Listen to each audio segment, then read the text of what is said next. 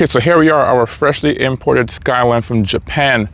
And the last time we saw this car, we were just giving it a wash, looking at all the writings on the window, and this is the first time actually inspecting the car since we have it in the US. Now, we saw the car actually in Japan, we saw it in the online listing, and this is a good opportunity, a good time to actually take advantage of this and see how the car looks compared to when you first saw it online or in person. In my case, I saw it in person, but it was at nighttime. So let's do a quick walk around of the car and see how it looks, compare the condition to when I last saw it to how it looks currently.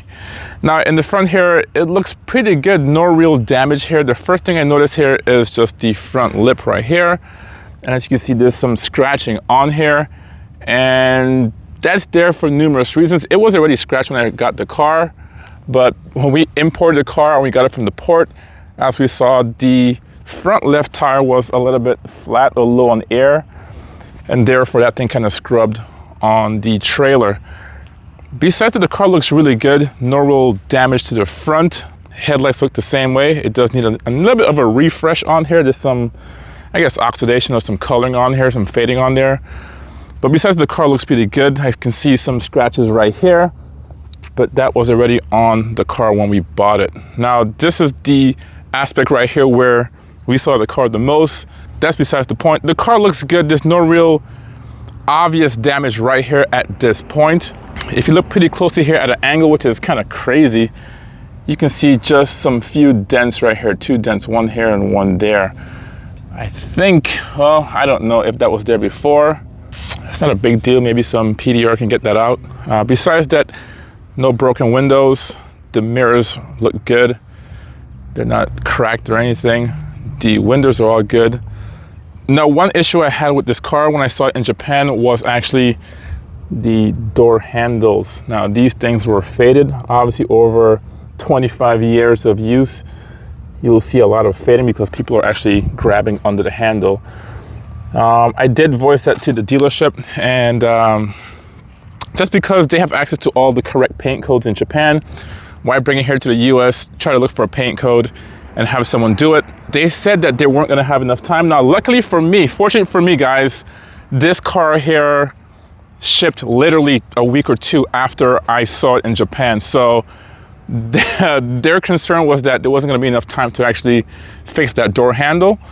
But to my surprise, when I got the car, it was actually fixed. And I missed it actually the day I received the car at the port. But hey, I'm happy to announce that they had time to fix it, which is amazing. Besides that, everything looks good. Window visors are still on there. OEM Nissan visors.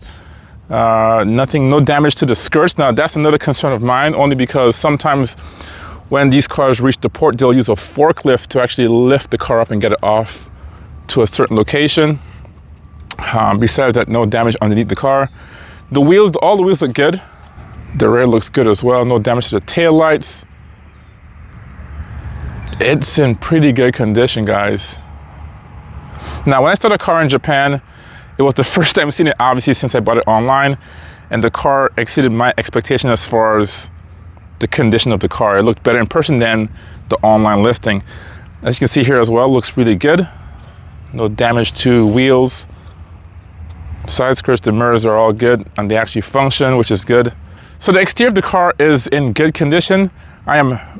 We are very fortunate that nothing bad happened to it. And yeah, maybe car insurance, your insurance can cover that, but it's just a pain in the butt dealing with that. Now, we'll go inside here and look at the interior, and that was my second concern, actually my first concern with this whole thing. Typically, when you import these cars, they disconnect the battery goes dead, and then usually there's an issue with windows being down. And as you saw, I got this car at the worst day when it was raining. So luckily the window was up, but my other concern with these cars, if you have a valuable car you're gonna import into the US or anywhere for that matter, make sure you get the car as quickly as possible, only because there's known issues where people will try to steal little knickknacks off your car, high value items, things that they can steal and conceal in their pockets or in their bag pretty easily. Obviously, you can't steal a wheel, but stuff like window visors. My biggest concern for this car was the OEM mats and then the shifter, because the mats are obviously hard to get. So let's go on the inside and see the condition of the car.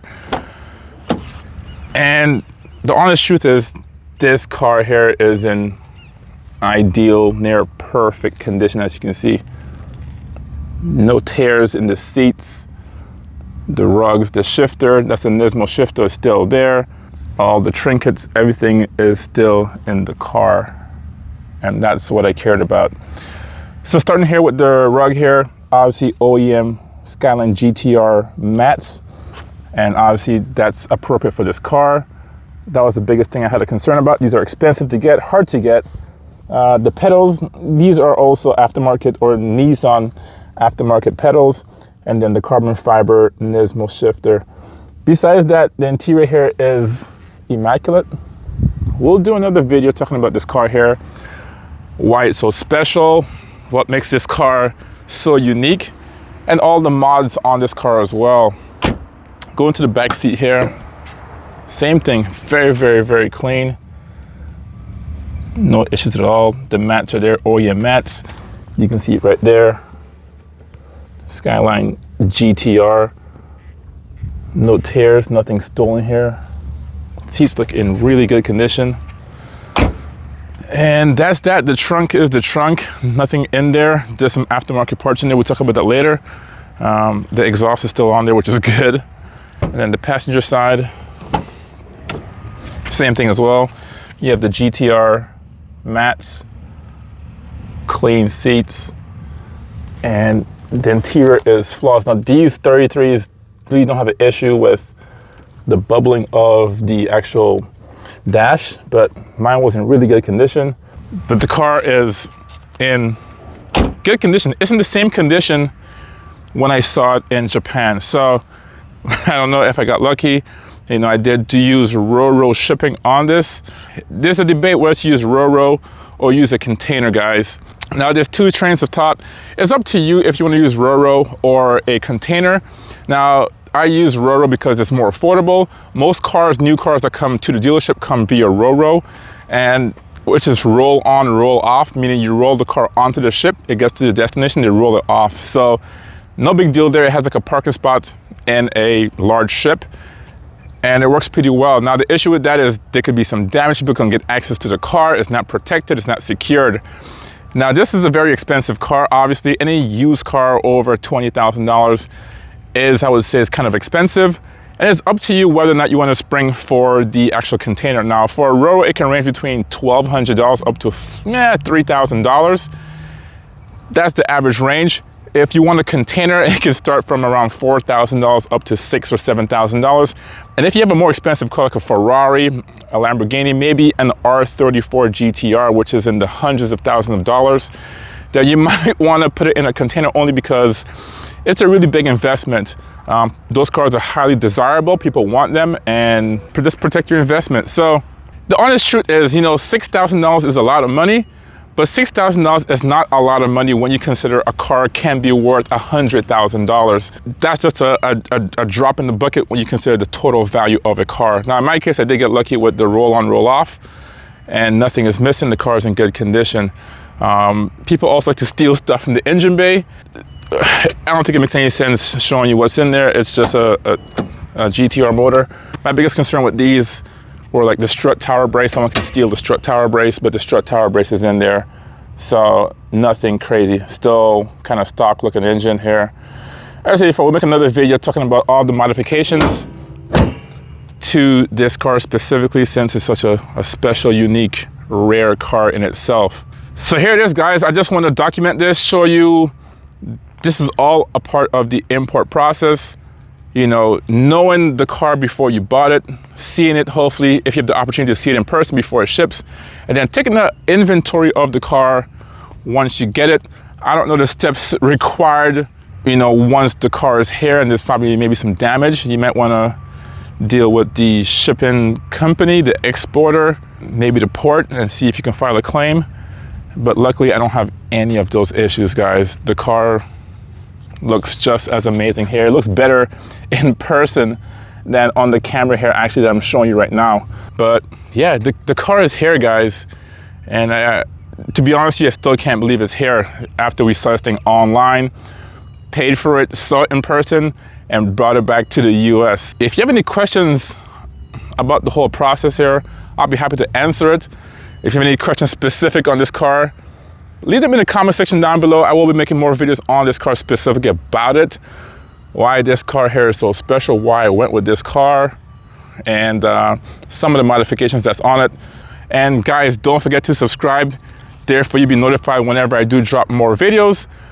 I do think I want to make some more videos talking about the minutiae, the specifics about the paperwork, because that was kind of interesting in itself. And most people get hung up on the paperwork. When I was getting this car registered or going to the VIN verification, there were other customers in there doing the same thing for other cars, not just sports cars, just regular import cars from other markets. And my gosh, you should have seen the questions and some of the things they were missing. And I was just lucky that I had my ducks in a row. So I'm sure you can do the same thing with your car if you want a car or a truck into this country as well. So anyways, hit that subscribe button there for you to be notified whenever I do drop the further videos. Thanks for watching, and I will see you in the next video. Peace.